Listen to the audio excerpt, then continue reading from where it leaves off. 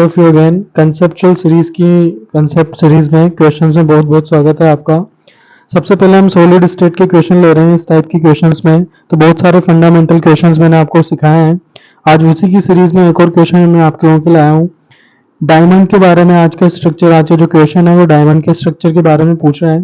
तो डायमंड्स का बेसिकली हमें पता होना चाहिए कि जब डायमंड्स का लेटिस बनता है तो वहां पर एटम जो प्रेजेंट होते हैं वो एक तो कॉर्नर पोजीशन पे होते हैं, साथ में फेस सेंटर पे अवेलेबल होते हैं।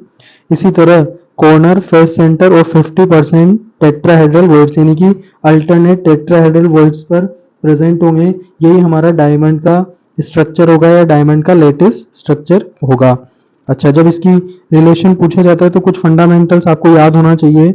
इसका रिलेशन होता है 2 × 4r is equal to √3a। A plane के बीच की डिस्टेंस या दो एटम की नियरेस्ट डिस्टेंस और r हो गया एटम्स की रेडियस। इसी तरह जो इफेक्टिव नंबर ऑफ एटम होते हैं वो नंबर्स होते हैं 8 और इसका जो कोऑर्डिनेशन नंबर होता है वो होता है 4। This is z effective, this is coordination number. And जो इसमें ऑक्यूपाई या पैकिंग एफिशिएंसी होती है डायमंड क्रिस्टल की वो होती है 34%। ये कुछ डाटाज आपको डायरेक्ट याद होगा तो क्वेश्चन सोल्व करने में हेल्प होगी।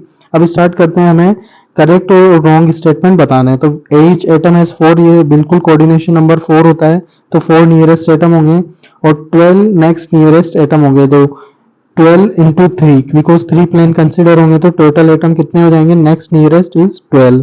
तो पहला स्टेटमेंट बिल्कुल सही है। रिलेटिवली एम्प्टी हम देखेंगे जब इसका पैकिंग फ्रैक्शन निकाला है तो 34 पॉइंट यानी कि 0.34% ही अवेलेबल है।